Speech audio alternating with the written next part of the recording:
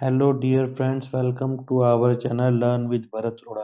तो स्टूडेंट्स, आज मैं आप लोगों का जो मॉडल पेपर आया 2013 का इंग्लिश लिटरेचर का वो हम लोग सॉल्व करेंगे। देखिए, ये मॉडल पेपर 3.25 घंटे का है और इसमें मार्क्स हैं 80। सेक्शन ए जो स्टार्ट करते हैं, इस सेक्शन ए में हमें पैसेज दिए गए हैं और फिर हमें उसके कुछ क्वेश्चंस के आंसर देने हैं। पैसेज आप लोग खुद पढ़ लेना, काफ़ी बड़ा पैसेज है। अगर मैं पढ़ूंगा तो वीडियो बहुत लंबा हो जाएगा। मैं आपको इसके आंसर करवाता हूँ। Money did not come into existence till, money कब तक एग्जिस्टेंस में नहीं आई? जब तक कि माइनिंग वाज डेवलप्ड, जब तक माइनिंग स्टार्ट नहीं हुई थी तब तक मनी एग्जिस्टेंस में नहीं आई थी।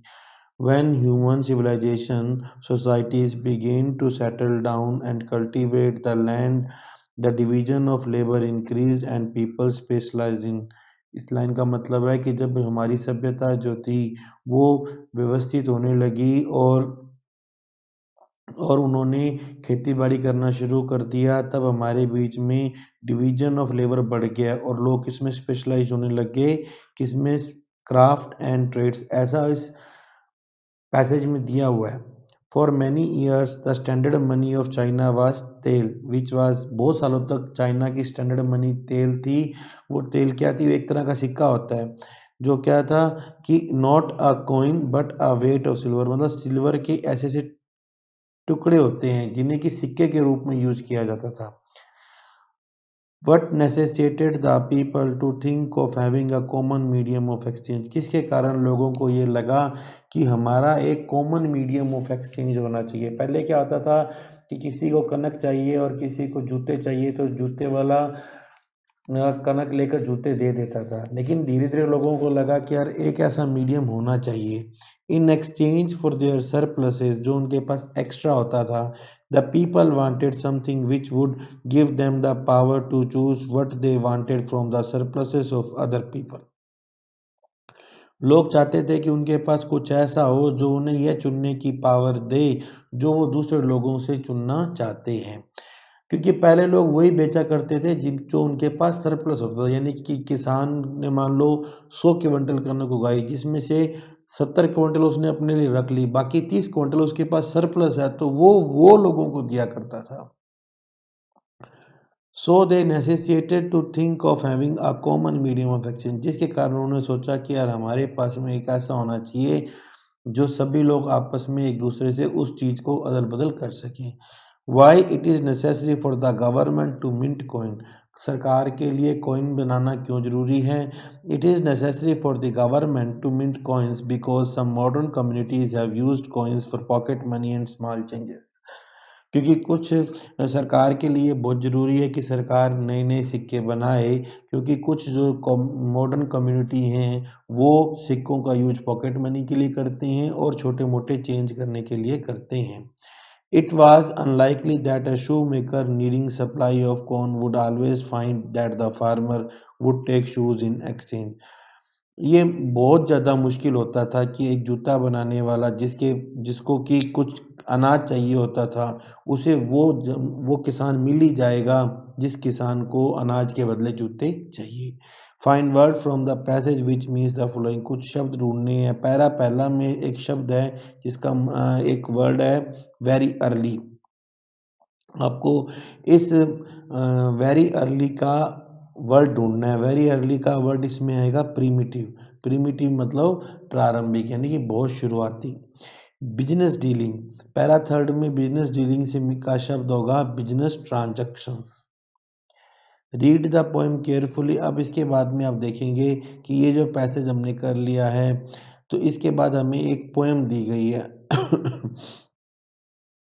ठीक है, और ये जो पोएम दी गई है इस पोएम को पढ़ने के बाद हमें कुछ इसके आंसर देने हैं। तो पहला है the village Smith hat. Village Smith के पास कैसी हैं? लार्ज एंड स्ट्रॉन्ग हैं, लंबे और बड़े बड़े मजबूत हाथ हैं। लार्ज एंड वीक एंड, बड़े बड़े और कमजोर हाथ हैं।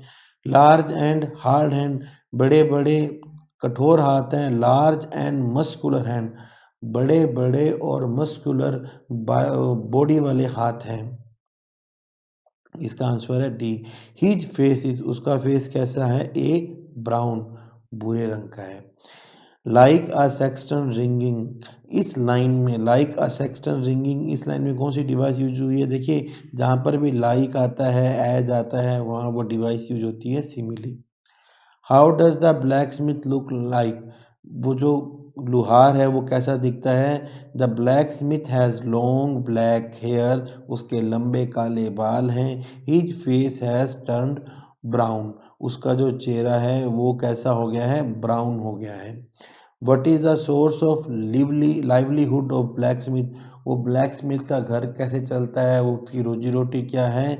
The blacksmith has his workshop under the spreading chestnut tree, chestnut tree के नीचे ब्लैक स्मिथ की वर्कशॉप है। What is the meaning of brawny, brawny का मीनिंग क्या है? ब्रानी का मीनिंग होता है फिजिकली स्ट्रॉन्ग, शारीरिक रूप से मजबूत।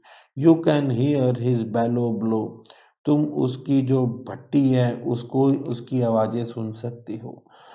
इस लाइन का मतलब है एक्सप्लेन करना है हमें। The hardship and trial one must face in life to achieve anything is like the burning forge of life. जो हमारे को ज़िंदगी में जब हमें कुछ प्राप्त करना होता है, इसके लिए हमें ज़िंदगी में बहुत सारी मुसीबतों, बहुत सारे कष्टों से गुजरना पड़ता है।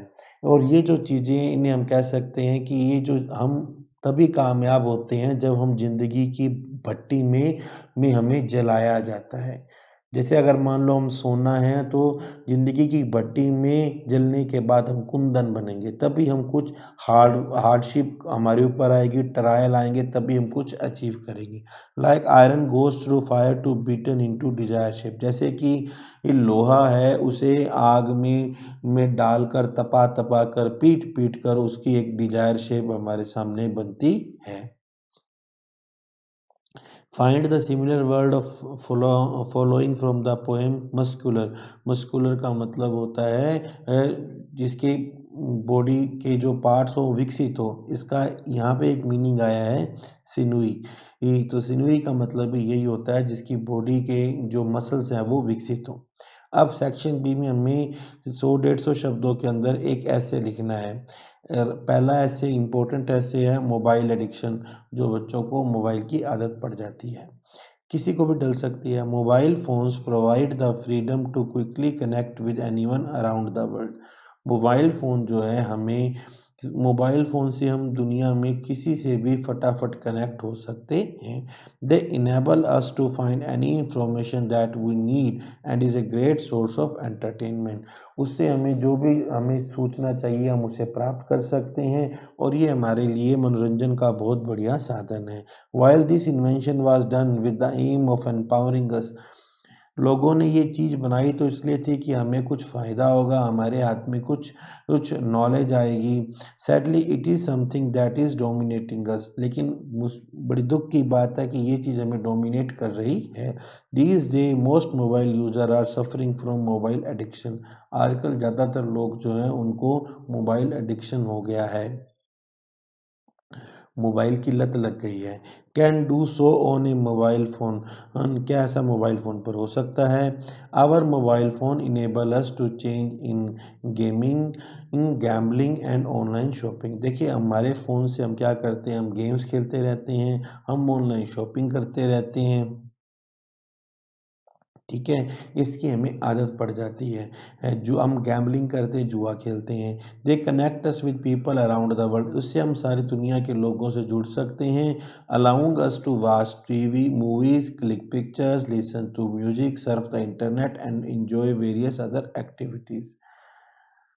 देखिए इनसे हम मूवीज़ देख सकते हैं, फ़ोटो खींच सकते हैं, गाने सुन सकते हैं, इंटरनेट पर कुछ ढूँढ सकते हैं, और हम और भी बहुत कुछ कर सकते हैं। It is difficult not to be accustomed to this electronic house of entertainment. इसका ये कोई बड़ी बात नहीं है कि हम इससे हम इसकी हमें इसकी आदत पड़ जाए, हम इसके लिए एडिक्टेड हो जाएँ। However it is necessary, it does not have any prey, लेकिन ज़रूरी है कि हम इसके शिकार ना बने। It is because its results can be harmful.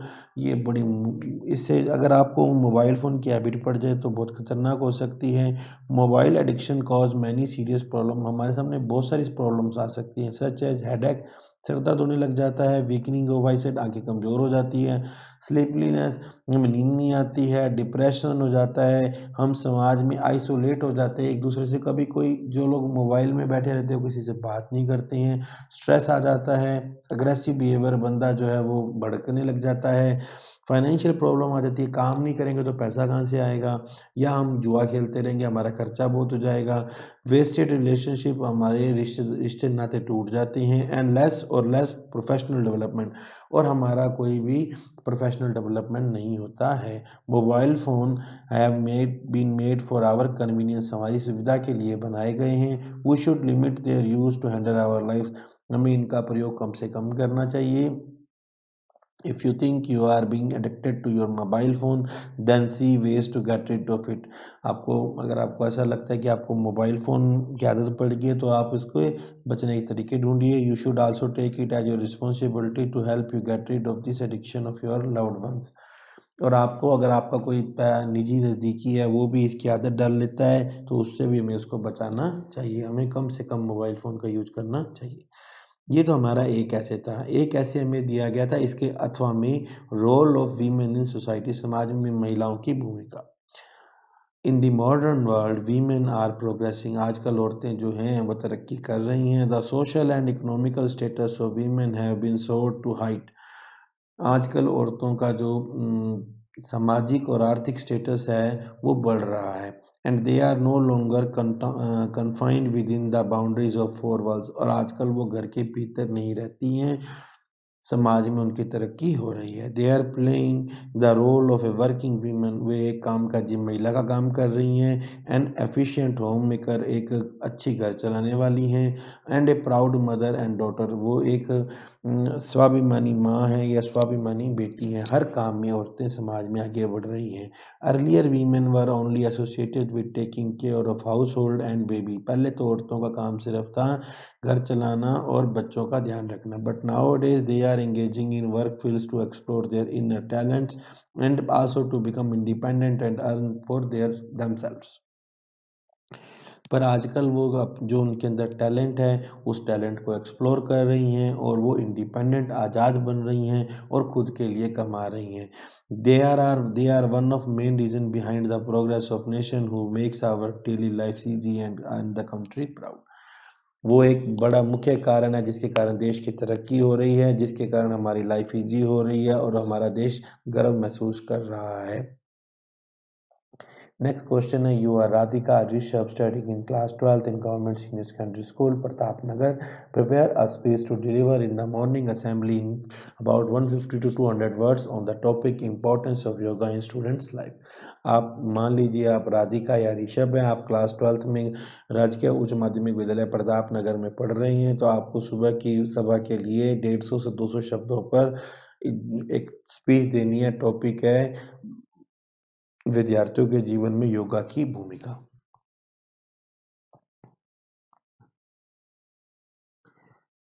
Answer है इसका, hello dear friends, teachers and principal sir, I am Radhika Rishabh studying in class 12th government senior secondary school Pratap Nagar. तो स्टार्टिंग ऐसे होती है कि hello dear friends, teachers, principal sir, मैं राधिका या ऋषभ हूँ जो कि कक्षा 12th में government senior secondary school Pratap Nagar में पढ़ती हूँ। Today I am going to present a speech on the topic importance of yoga in students life. आज मैं इस टॉपिक विद्यार्थियों के जीवन में योग का महत्व, इस पर एक स्पीच देने जा रही हूँ। Cut throat competition and consumerism are banes of fast forward modern life born out of advancement in science and technology. जो साइंस और टेक्नोलॉजी के अंदर तरक्की हुई है उस तरक्की से लाइफ के अंदर लाइफ बहुत तेज हो गई है, फास्ट पेस हो गई है। और इस तेजी से चलते जिंदगी के अंदर जो हमारे सामने समस्या आई है वो है कट थ्रोट कंपटीशन, गला काट प्रतियोगिता और कंज्यूमरिज्म, ये जो आज हमारे सामने आया है। Everyone is busy and focus to secure a career, हर कोई बिजी है, हर कोई एक कैरियर बनाना चाहता है। And bright future for themselves, हर कोई चाहता है कि उनका भविष्य उज्जवल हो। In this business everyone seems to have forgotten the basic morality and ethics, इस कारण हर बंदा जो नैतिकता है जो हमारे एथिक्स, हमारे मूल्य हैं, उन्हें भूल गया है। It must be kept in mind that if our means are wrong, our ends will never be right. कि अगर हम गलत रास्ते पे काम चलेंगे ना, तो हमारा अंत हमेशा बुरा होगा। देखिए, अगर आप गलत काम करेंगे तो आपको उसके फल हमेशा गलत ही मिलेंगे। Competition and consumerism can never bring anyone is seeking. ये जो गला काट प्रतियोगिता चल रही है, जो भोक्तावाद चल रहा है, इससे जो आदमी चाहता है ना कि उसका फ्यूचर ब्राइट हो, उसका फ्यूचर सिक्योर हो, ये कभी नहीं होगा। The most valuable treasure in this world is peace, health and happiness. सबसे ज़्यादा हमें चाहिए शांति, स्वास्थ्य और हैप्पीनेस, खुशी। देखो, हमारे बुजुर्गों ने कहा भी है, पहला सुख निरोगी काया। अगर हमारा शरीर ही सही नहीं होगा तो पैसा कमा के क्या करेंगे। They can be through righteousness, और ये सब हमें कब मिलेगा, जब हम सही तरीके पर काम करेंगे। Competition and consumerism are antithesis of peace, health and happiness. जो शांति है, स्वास्थ्य है, खुशी है, इसका उल्टा क्या होता है, कंपटीशन। कंपटीशन होगा अगर हम हमेशा कंज्यूमरिज्म पे चलेंगे तो हमें कभी भी शांति नहीं मिलेगी। So the most ideal approach to live a great life should be doing one's best without compromising in moral and ethics. इसके लिए हमें क्या करना है, हमें मोरल एथिक्स करना है, इसके लिए हमें योगा करना है। अगर हम योगा करेंगे तो फिर हमारा माइंड क्या है, थोड़ा सा ऐसा पीसफुल, शांति से रहेगा। One must never do mean thing, हमें गलत काम कभी नहीं करना है। थिंक मीन थॉट्स, हमें घटिया सोच कभी नहीं रखनी है। Speak mean word of any type, हमें ऐसा कुछ नहीं करना है। हमें सिर्फ योगा करना है। योगा करेंगे हमारी बॉडी जो है वो हेल्दी रहेगी, हमारी बॉडी हेल्दी रहेगी, हमारा माइंड पीसफुल रहेगा, हमें हेल्थ मिलेगी, हमें शांति मिलेगी। The outcome will always be grand if one's thought word and acts are grand. देखो, हमारे अगर हम ऐसा करेंगे ना, तो हमारा जो आउटकम है वो बहुत बढ़िया से रहेगा। इफ़ यू आर, अब तो इसमें थोड़ा सा दो लाइनें मिस हो गई, वो लास्ट में आपको मैं वीडियो में डाल दूंगा कि योगा का आउटकम में दो लाइनें लास्ट की रह गई हैं। यू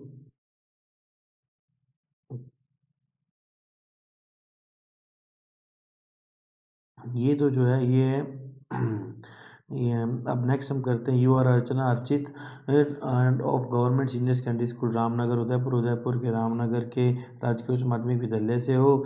आपको अपने स्कूल मैगजीन में 150 से 200 शब्दों में लाइफ में जो स्ट्रेस है, तनाव है, उसके ऊपर लिखना है और आपको उसका सूटेबल सोल्यूशन भी बताना है। तो अब देखो, इसमें बच्चों क्या है कि जो वाला था ना, ये स्ट्रेस वाला था। ठीक है, ये है यहाँ याद रखना, ये है स्ट्रेस का। ठीक है, और जो इम्पोर्टेंस ऑफ योगा है वो आगे ये वाला इम्पोर्टेंस ऑफ योगा का है। ठीक है, yoga is most important for one's every one's life. हमारे जीवन में योगा बहुत जरूरी है। It help in balancing the relationship between body and mind. हमारा जो शरीर है, हमारा दिमाग है, इसके बीच में जो रिलेशन, इसका बैलेंस कैसे बनेगा, योग से बनेगा। It is a type of exercise that help learn physical and mental discipline through regular practice. अगर आप रेगुलर प्रैक्टिस से हमारे अंदर जो फिजिकल और मेंटल डिसिप्लिन है वो हमें सीखने में मदद करती है, योग की exercise. It is originated in India long ago in ancient time. प्राचीन काल में भारत में ही योग स्टार्ट हुआ था। Earlier people belong to Buddhism and Hinduism were use to yog and meditation. Buddha धर्म और हिंदू धर्म के लोग जो थे वो योग और मेडिटेशन, ध्यान और योग किया करते थे।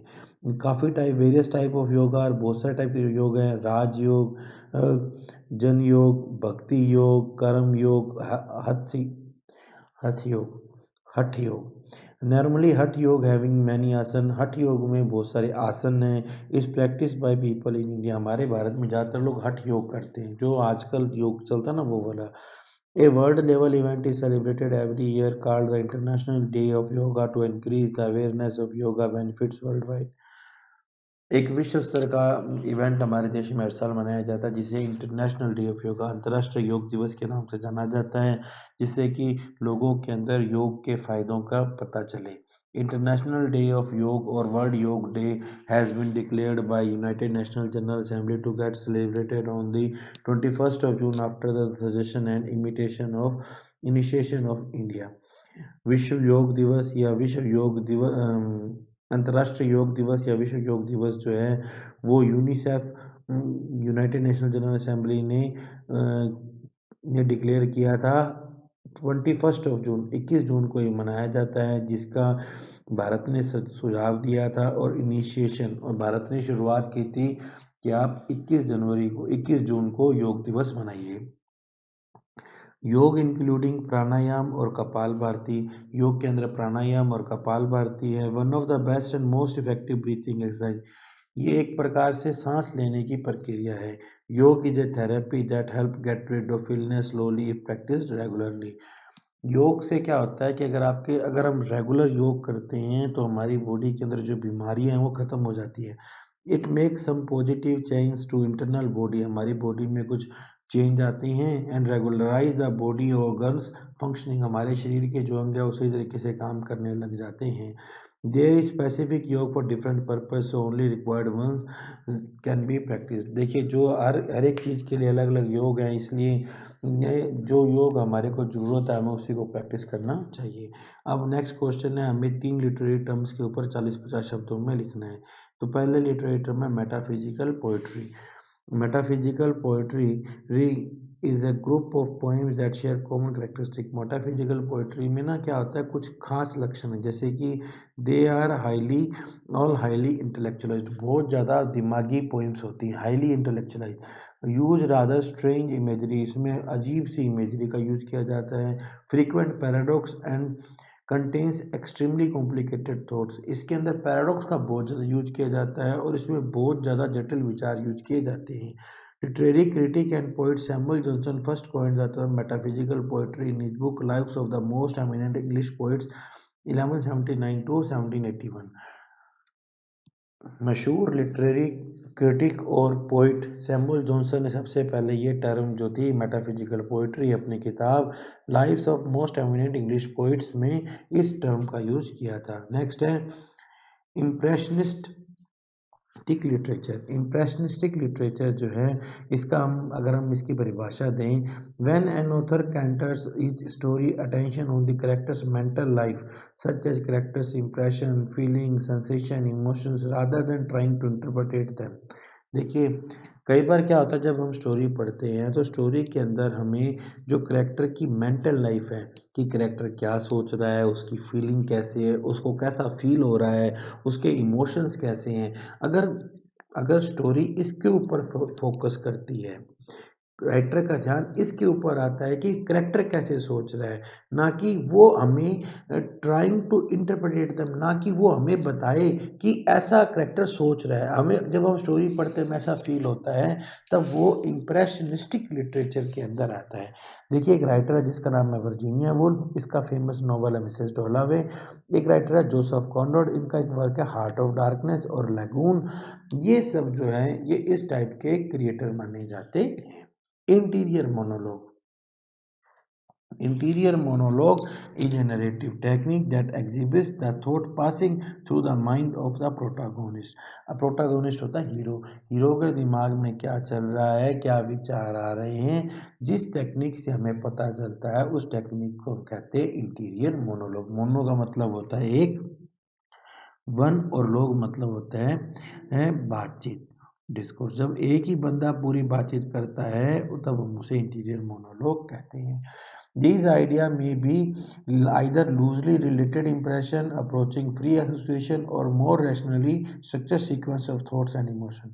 कई बार क्या होता है कि आपने देखा होगा कि पूरे के पूरे नाटक में एक ही पूरे के पूरे पोएट्री उसमें पोएम के अंदर एक ही बंदा बात करता है। हो सकता है कि वो जो बात कर रहा हो वो लूज बात हो, मतलब कोई बात यहाँ की कोई बात वहाँ की, जिसे हमारे दिमाग में विचार आते हैं वैसी बात कर रहा हो, या फिर वो रैशनल स्ट्रक्चर सीक्वेंस है, उसके जो थॉट्स हैं उसके इमोशन है वो बिल्कुल फिक्स है। अगर ऐसी बात हो रही है तो ये दोनों तरीके किसके हैं, इंटीरियर मोनोलॉग के हैं। T.S. इलियट का एक बहुत ही फेमस वर्क है the love song of J Alfred Prufrock. ये इंटीरियर मोनोलॉग का बेस्ट एग्जाम्पल माना जाता है। Indo English literature is result of where writers translating their work from Indian language into English. जब कोई राइटर अपने अपनी लैंग्वेज में कोई उसने वर्क लिखा, मान लो उसने हिंदी में लिखा, पंजाबी में लिखा और उसको वो इंग्लिश में ट्रांसलेट करता है, तब हम जो लिटरेचर बनता है उसे हम कहते हैं Indo English literature. Classical and modern Indo English literature are two type of Indo English literature. दो तरह के हैं, एक क्लासिकल है, किसी ने रामायण महाभारत वगैरह को ट्रांसलेट किया, और एक जो मॉडर्न है। अब रविंद्रनाथ जी टैगोर जिन्होंने जनगण मन लिखा था, उनका एक फेमस वर्क है द गीतांजलि। ये जो गीतांजलि है वो इंडो इंग्लिश लिटरेचर का बेस्ट एग्जाम्पल माना जाता है। नेक्स्ट है, अब इसके बाद में आप देखिए, जब ये हो जाता है सेक्शन सी के अंदर क्या है, हमें फिर एक पैसेज दिया गया है, ठीक है, और उस पैसेज के हमें कुछ क्वेश्चंस के आंसर देने हैं। तो अब हम उनके आंसर करते हैं। पहला क्वेश्चन है, what are two contrary morals in the Bhagavad Gita. Bhagavad Gita के अंदर जो विरोधाभासी नैतिकता वाली बातें क्या है। Two contrary morals in Bhagavad Gita are, देखिए दो कॉन्ट्रेरी जो विरोधाभासी मॉरल है वो है, Krishna emphasis on doing one's duty, कि कृष्ण जी एक व्यक्ति के कर्म करने पर जोर देते हैं, एक तरफ तो ये है on one side, and Arjun focus on avoiding bad consequence and generating good ones on the other. एक तरफ तो कृष्ण जी ने ये जोड़ दिया था कि आपको कर्म करना है, और दूसरी तरफ अर्जुन ने ये कर्म कहा था कि मैं ऐसे कर्म नहीं करूँगा जिनका दुष्परिणाम हो, और मैं ऐसे कर्म करूँगा जिनका सिर्फ अच्छा गुड इवन, जिनका सिर्फ एक अच्छा परिणाम हो। तो ये दो जो हैं ये कॉन्ट्ररी मॉरल्स हैं जो हमारी भगवत गीता के अंदर हैं। When did this debate between Krishna and Arjun take place. Arjun और कृष्ण के बीच में ये जो बहस है कहाँ होती है। The debate occur on the eve of great war that is a central event in Mahabharata. Mahabharata के अंदर जो महायुद्ध होता है, जो कि वहाँ का मेन महाभारत का मेन इवेंट है, तब ये डिबेट उस महायुद्ध के पहले होती है। What does Krishna emphasis, Krishna ji ने किस पर जोर दिया। Krishna emphasis on doing one's duty, Krishna ji ने कर्म करने पर जोर दिया था। What is central event in Mahabharata, Mahabharata की मुख्य घटना क्या है। The great war is the central event in Mahabharata, Mahabharata में जो महायुद्ध होता है वो उसकी मुख्य घटना है। Who were the fighter in Mahabharat, Mahabharata में फाइटर कौन थे। The Pandav and Kaurav are the fighters in Mahabharata, Pandav और कौरव महाभारत में फाइटर थे। Why do you think Dr. Margolin had the curious experience at the wedding hall? आपने ये क्यों सोचते हो कि डॉक्टर मार्गोलिन का वेडिंग हॉल में बड़ा क्यूरियस एक्सपीरियंस रहा था। Doctor Margolin's experience at wedding hall was a result of his death, वो एक्सपीरियंस उनकी डेथ के कारण था। He met with an accident on the way to the wedding, रास्ते में उनका एक्सीडेंट हो गया। His curious and mysterious encounter with Rezal could probably be explained through his past, जो रेजल के बारे में उन्होंने अपना एक्सपीरियंस बताया था वो तो हम कह सकते हैं कि उनका पास्ट का एक्सपीरियंस था। Rachel was her one true love who never had a chance to marry, Rachel उनका एक सच्चा प्यार थी जिससे उन्हें शादी करने का मौका नहीं मिला। She was given away to someone else and was later shot by Nazis, वो किसी और, उनका विवाह किसी और के साथ हो गया था इसे, और बाद में उन्हें नाजियों ने गोली मार दी थी। और इसका और था, या तो ये वाला क्वेश्चन करना था या ये और क्वेश्चन करना था। Central idea of story the 1 centimetre, इस 1 सेंटीमीटर का सेंट्रल आइडिया क्या है। The main theme of story या main idea of story is about a lady who tries to save money, जो कि पैसा बचाने की कोशिश करती है, but will go to any extent to please your son and to inculcate good behaviour in her son, जो कि पैसा बचाने की कोशिश तो करती है लेकिन अपने बेटे को खुश करने के लिए कुछ भी कर सकती है, और वो अपने बेटे में अच्छा व्यवहार जो है उसको डालने की कोशिश करती है। This theme is portrayed in every stance of this story, story की हर घटना में हमें यही साबित होता है। The same thought have been repeated for example when she buys a bus, यहाँ पे आएगा बस टिकट, जब उसने एक बस टिकट खरीदा अपने बेटे के लिए। And when she writes a complaint letter, जब उसने शिकायती पत्र लिखा। And when she refuse to accept the compensation from temple officials, या जब टेम्पल के जो अफसरों थे उन्होंने उसको कंपनसेशन, उसको मुआवजा देने की कोशिश की, तब उसने उसे लेने से मना कर दिया। तो ये जो है ये सेंट्रल आइडिया है। What warning does the mother give to प्रकृति for chanting the spell?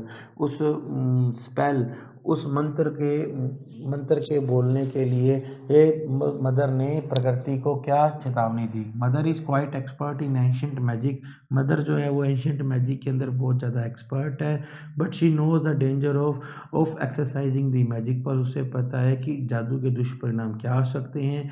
So she asked Prakriti to think about it once again, lest sudden terror spring upon her with the work half done.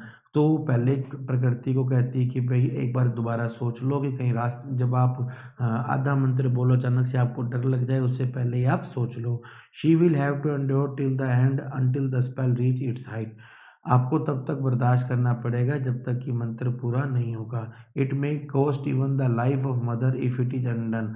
अगर ये मंत्र पूरा नहीं हुआ तो हो सकता है कि उसकी मदर की जान भी चली जाए। She wants that this fire will not die out until everything is burn to ashes. उसने कहा कि ये आग तब तक नहीं बुझेगी जब तक कि हर चीज जलकर राख नहीं हो जाती है। Write the character sketch of Manjula. Manjula का कैरेक्टर स्केच आपको लिखना है। देखिए ये क्वेश्चन ये वाला है, 14 क्वेश्चन है। मंजुला का कैरेक्टर स्केच आपको लिखना है। तो स्टार्ट करते हैं मंजुला का character sketch. Manjula was a girl with deform malformed fingers. Manjula एक ऐसी लड़की थी जिसकी की जो उंगलियां थी ना वो डिफॉर्म थी, उंगलियां जिसकी की खराब थी। शी लव टू पेंट, उसको पेंटिंग का बड़ा शौक था। In her younger years her mother encourage her and use to bring colours for her from the saved money. तो उसकी मम्मी क्या करती थी, उसको बढ़ावा देती थी और वो अब बचाए हुए पैसों से उसके लिए कलर लेकर आती थी। Even her father use to appreciate her, पापा भी उसकी प्रशंसा करते थे। Her mother gifted professional watercolours, और मम्मी ने उसे प्रोफेशनल वाटर कलर भी दिए थे, पानी वाले रंग दिए थे। However her father was worried about her increasing expense.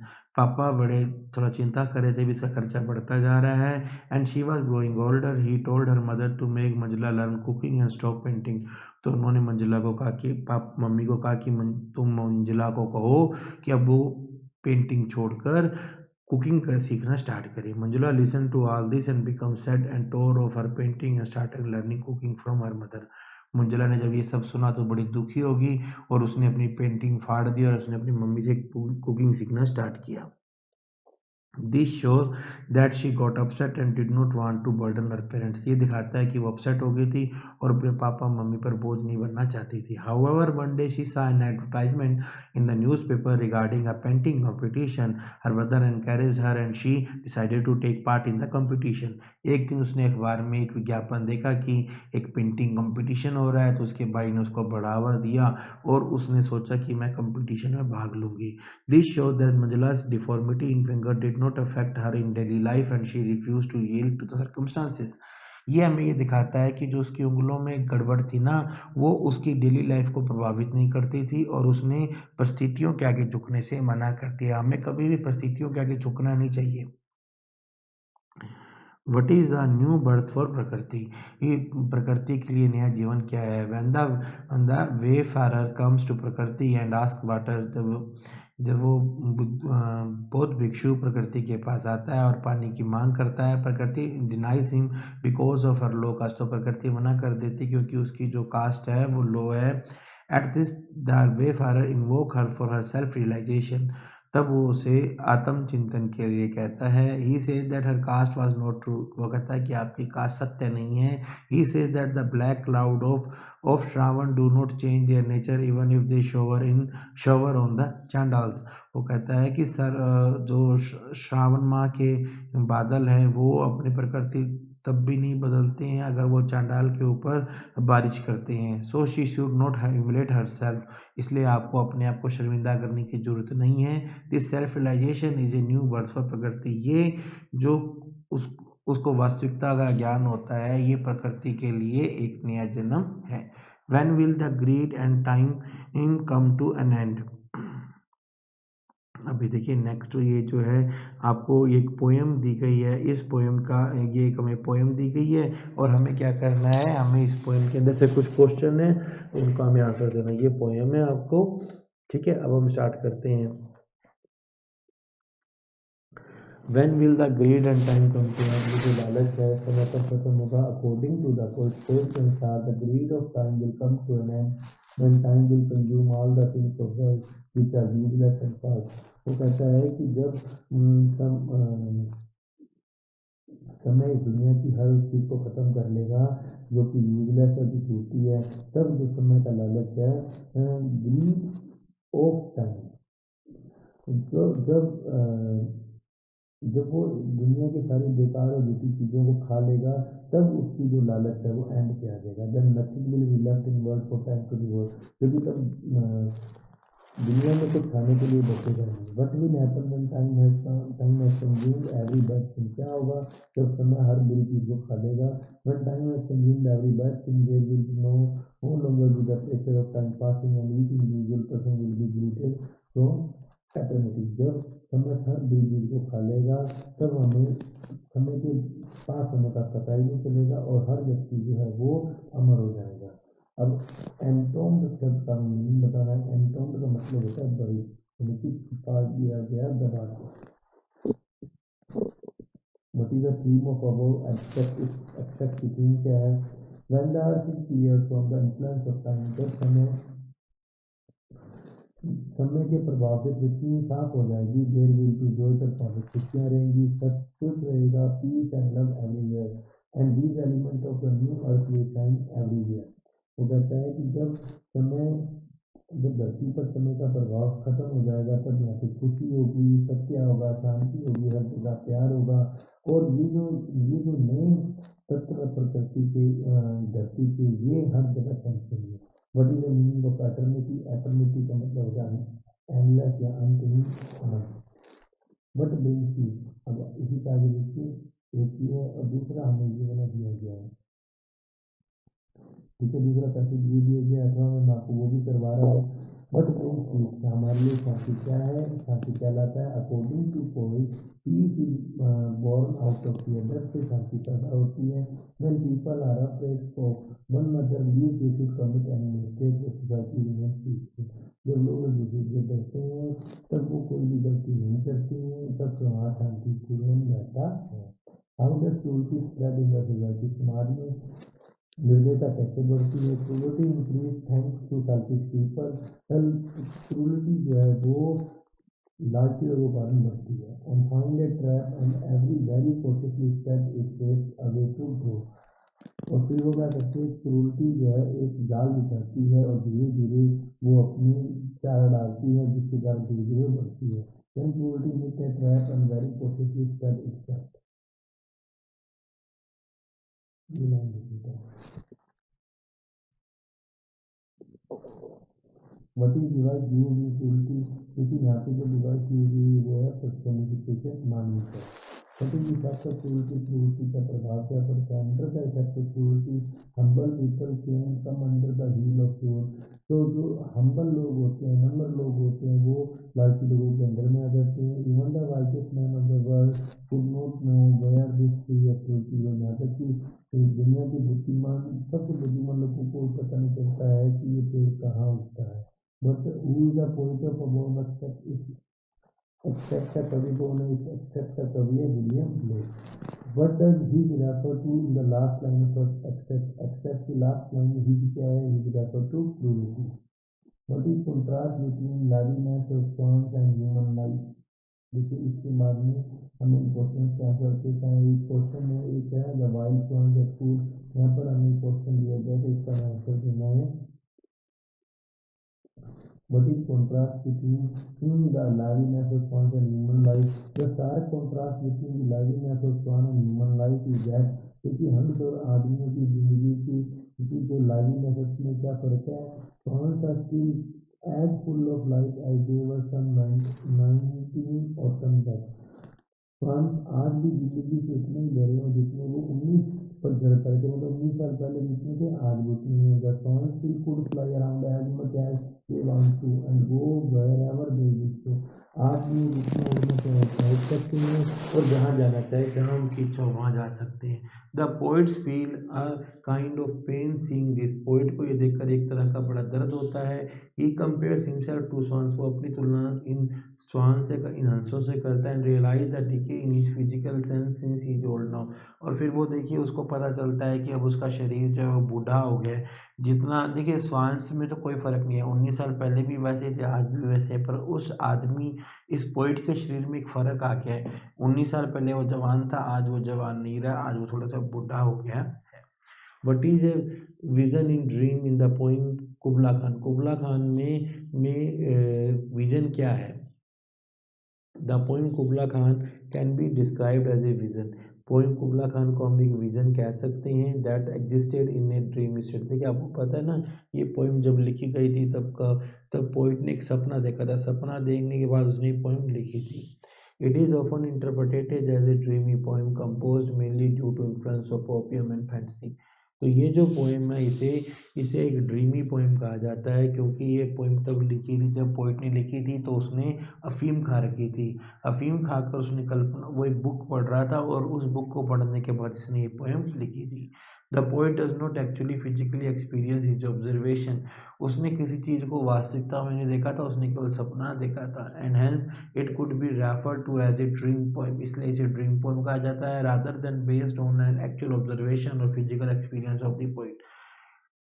ये जो पोएम है ये पोएम इसने सपना देखकर लिखी थी, इसलिए इसे ड्रीम पोएम कहा जाता है। इसे क्योंकि ये जो पोएम है उसने पोइट ने कोई खुद फिजिकल एक्सपीरियंस नहीं लिया था, बल्कि इसने एक सपना देखा था, सपना देखने के कारण इस पोएम को ड्रीम पोएम कहा जाता है। नेक्स्ट क्वेश्चन है इसका और है how does Blake equalize God and man, Blake William Blake ने भगवान और इंसान को बराबर कैसे किया है, इक्वलाइज कैसे किया है।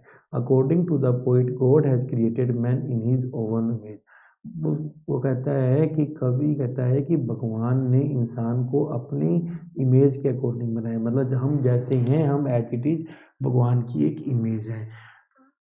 So the people should concern with spirit and not with physical body, हमें यहाँ पर आत्मा की बात कर रहे हैं ना कि हम फिजिकल बॉडी की बात कर रहे हैं। Human being of all the races and countries have common human virtues of divine virtues, जितनी भी दुनिया के अंदर देश हैं, जितनी भी जातियाँ हैं, उनके अंदर जो इंसान है उनके एक कॉमन सामान्य, उनमें सामान्य मानवीय या दिव्य गुण है। So God is not different from these virtues, और भगवान इन गुणों के आधार पर अलग अलग नहीं है। Thus the essential attribute of both man and God are the same, जो भगवान और इंसान के मेन गुण हैं वो सेम है। In the state of happiness, खुशी के अंदर, which Blake called innocence, life is govern by these divine qualities, वो कहता है जब हम खुश होते हैं जिसे उसने नाम दिया है इनोसेंस, मासूमियत, तब हमारा जो शरीर, जब हमारी जो जीवन है वो इन दिव्य गुणों के आधार पर चलता है। इस तरह से उसने गॉड और मैन को इक्वलाइज किया है, उनकी तुलना की है। दूसरा क्वेश्चन है how does Milton take inspiration from Shakespeare's writing, Shakespeare की राइटिंग से मिल्टन को कैसे प्रेरणा मिलती है। Milton describe Shakespeare as the source of inspiration for all the succeeding generations of the poet to return as his work comprises all life ranges, Milton ने Shakespeare को आने वाली पीढ़ियों के कवियों के लिए इंस्पायरेशन का, प्रेरणा का स्रोत बताया है। उसने बोला है कि शेक्सपियर जो है ना वो आने वाली कवियों की आने वाली पीढ़ियों के लिए इंस्पायरेशन का, प्रेरणा का स्रोत है, क्योंकि उसके जो काम है उसके अंदर, उसके काम में सारी जिंदगी है, मतलब छोटे से लेकर बड़ा, अमीर से लेकर गरीब, सब कुछ उसके काम में आपको मिल जाएगा। From the aesthetic of nature, प्रकृति से लेकर, to the fantasy of magic, जादू तक, ही हैज़ इम्प्लोर्ड बिटवीन, वो प्यार, मौत, बदला, मर्डर, इन सब के बीच में वो घूमता रहा है। उसके जो प्ले हैं, इमोशनल प्ले हैं, उसकी जो एम्पावरिंग, उसके जो ज़बरदस्त कविताएं हैं और उसके जो ज़बरदस्त सोनेट हैं, उन सोनेट के अंदर आपको प्रेम, कल्पना, डेथ, मर्डर, सब कुछ आपको मिलेगा। He has set the bar high with his comedies, histories and tragedies, with his conventional yet grand style that the modern writer would ever be aspiring to reach, उसने अपनी comedy, अपने मजाक से, अपनी कम ऐतिहासिक नाटकों से और अपनी ट्रेजेडी से उसने एक बहुत ही ज़बरदस्त ऊंचा मापदंड तय किया है, एक ऐसा स्टाइल बनाया है जिसे कि आने वाले मॉडर्न राइटर हैं वो छूना चाहते हैं। इस तरह से उसने कहा है कि मिल्टन ने कहा है कि वो उससे इंस्पायरेशन लेता है। Write the cause in detail about the hermit to be called the hero in the tiger for Malgudi. R K Narayanan के work a tiger for Malgudi में हरमिट को हीरो क्यों कहा गया है। The hero of a story is the one whose presence is felt throughout the whole story. देखिए, hero वो होता है जो कि सारी की सारी स्टोरी में हमें दिखाई देता है। Thus first glance we see that it is the tiger who can be hero. तो पहले देखो, सबसे पहले हम कह सकते हैं टाइगर हीरो है, because all the incidents of whole story move around him. क्योंकि सारी जो स्टोरी है उसमें सारा कुछ टाइगर के चारों तरफ होता है। But the hero is one who has a sacrificing nature and who plays his role for the well being of other selfless. पर हीरो वो होता है जिसकी बलिदान करने वाली नेचर होती है और जो दूसरों के अच्छे के लिए अपना काम करता है। Hero is one who faces the situational boldly, जो स्थिति का बहादुरी से मुकाबला करता है and never deviate from right path, और वो सही रास्ते से कभी भी भटकता नहीं है। ही becomes a model for all and gather our sympathy. वो सबके लिए एक मॉडल बन जाता है और हमारी जो सिंपैथी है वो लेता है। थिंकिंग ओवर दीज फैक्ट्स, इन सब बातों पर जब हम विचार करते हैं, we find that hermit emerge as the hero of this long story. तो हम देखते हैं कि इस लंबी स्टोरी का हीरो कौन है, साधु है। In his early life he does his duty as a family man. देखिए, जब स्टार्टिंग में वो एक फैमिली मैन था तो उसने फैमिली मैन के रूप में अपना कर्तव्य निभाया। It is his internal love for spirituality that he leaves his home and everything and leads a life of penance in the forest. देखिए, उसको उसको स्पिरिचुअलिटी की इच्छा थी, जिसकी तरह उसने अपना घर छोड़ दिया, सब कुछ छोड़ दिया और वो जंगल में जाकर तपस्या करने लगता है। He minimises all his needs, अपनी सारी आवश्यकताएं कम कर लेता है। He protects the tiger from cruel hand of people, और लोगों के निर्दयी हाथों से टाइगर को बचाता है। He does not care for insulting word of people, उसे लोगों की अपशब्दों की कोई परवाह नहीं है। He calms down the wild nature of tiger, और वो जो टाइगर की जंगली नेचर उसे शांत करता है। ही अवेकन्स हर इनर सोल, उसके अंतरात्मा को जगाता है। He tells the tiger many things of human nature and many things about the divinity. वो टाइगर को इंसान की नेचर के बारे में बताता है और प्रकृति के और भगवान के बारे में बहुत कुछ बताता है। ही अरेंज ए कंफर्टेबल जू life for tiger in his old age, बुढ़ापे में टाइगर के लिए एक शानदार एक आरामदायक जू में उसकी जिंदगी पाता है। He console the troubled heart of tiger by saying that they would again meet in some other life. वो टाइगर के जो परेशान दिल को ये कहकर शांति देता है कि हम किसी और ज़िंदगी में दोबारा मिलेंगे। So the hermit is the hero, इस तरह से हर्मिट क्या है, वो हीरो है। Describe the end of tiger family, हमें टाइगर के परिवार के अंत के बारे में बताना है। The tigress have gone out for hunting, शेरनी शिकार, और टाइग्रेस जो थी वो शिकार पर गई।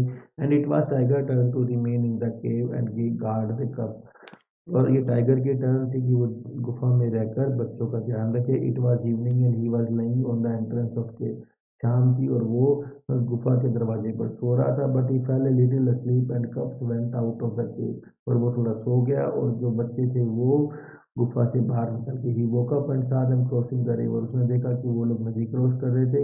he thought soon they would join them their mother and come back with her, उसने सोचा कि जाएंगे तो अपनी मम्मी को मिल जाएंगे और उसके साथ वापस आ जाएंगे।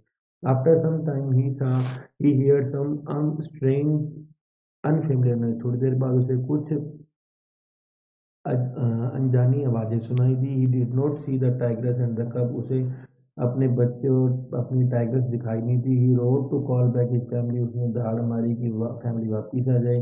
बट नो रिप्लाई केम, पर कोई जवाब नहीं है। It was becoming dawn and the bird had starting twittering, शाम हो गई थी, पक्षी चहचहाने लगे। He went out cross the river and followed the scent of his duck, तो वो उठा, उसने नदी पार की और वो अपने बच्चों की खुशबू लेता हुआ पीछे पीछे गया।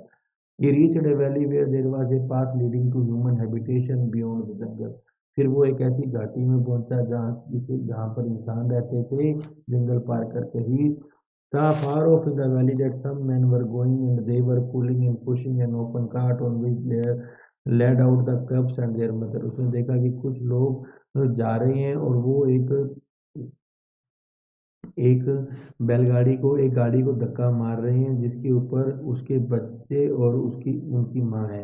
दे वर सिंगिंग एंड शाउटिंग, वो गा रहे हैं, चीख रहे हैं। The tiger watch the revellers, उसने उनको देखा। They were so much intoxicated that they did not notice him, उन्होंने इतना ज़्यादा नशा कर रखा था कि उन्होंने उसको देखा ही नहीं। द टाइगर स्टॉक्ड देम, उनके पीछे पीछे गया। The sun came up and his eyes were dazzled, अब सूरज उग गया और उसकी आंखें चौंधिया गई। Those man in the cart with the cubs and their mother disappeared from the view of tiger, वो लोग और वो बच्चों के साथ उसकी माँ और वो जो गाड़ी थी वो सब उसकी आंखों से गायब हो गए। Third the tiger family came to end, इस तरह से उसका परिवार खत्म हो गया। Which is a character who fall and uplift have been mentioned in tiger for Malgudi, वो कौन सा करेक्टर है जिसका गिरना और उठना टाइगर मालगुडी में बताया गया है? Fall and upliftment, these two words are concerned with the same character and it is a tiger.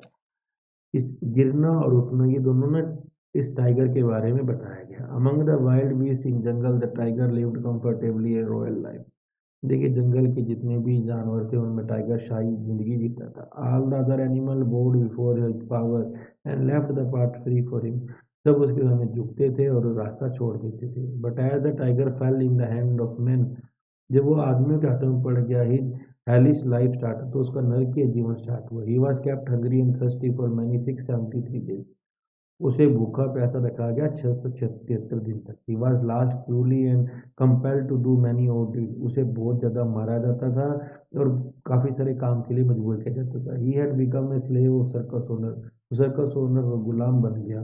तो this was the fall of the great, ये एक महान आदमी का गिरना था। ठीक है, if you brood on your improvement rather then your short coming you will be happier, अगर आप अपनी सुधार पर ध्यान देंगे ना कि अपनी कमियों पर, तो आप खुश होंगे। Who said these and why, किसने ये और कब कहा था? ए टाइगर फॉर मालगुडी के अंदर। The tiger felt that he had attain some merit to, टाइगर को लगा कि अब मैंने कोई तपस्या की है तो मुझे कुछ फायदा हुआ। He wish that he could learn the art of living on sugar cane and rice, वो उसने कहा कि काश मैं चावल और गन्ना खाकर जिंदा रह पाता। ही also wish that he could have set for the frightening physical appearance God had given him, भगवान ने जो दी ये डरावनी शारीरिक अपीयरेंस दी है, काश मैं इसे भी छुपा पाता, छोड़ देता। If he can live on air and try if he would have felt more blood, काश वो हवा पे जिंदा रह जाता, सूखी पत्तियों पे जिंदा रह जाता तो वो बहुत ज़्यादा अपने आप को भाग्यशाली मानता। When the hermit saw this turmoil in tiger, जब देखा, जब साधु ने इसकी देखी, he advise not to care for unattainable, उसने कहा कि तुम नामुमकिन तुम उसके लिए मत सोचो। He further said that all good take place in its own time, देखिए सब कुछ धीरे धीरे अपने आप हो जाएगा। Finally that if you brood on all your improvement rather than shortcoming you will be happy, तो उसने कहा कि अगर तुम अपनी सुधार पर ज़्यादा ध्यान दोगे ना कि अपनी कमियों पर, तब तुम ज़्यादा खुश होगे। तो इस तरह से प्यारे बच्चों, ये जो आज हमने आपका क्लास 12 का जो लिटरेचर का मॉडल पेपर आया वो कंप्लीट किया है। अगर आपको वीडियो अच्छा लगा लाइक एंड शेयर करना। हमने जनरल इंग्लिश का पेपर भी बना दिया है बच्चों और जनरल हिंदी का पेपर भी बना दिया है, तो आप वो भी चेक कर सकते हैं। धीरे धीरे जो जो हमें पेपर समझ में आएंगे हम सारे बनाते हैं। Thank you, have a good day.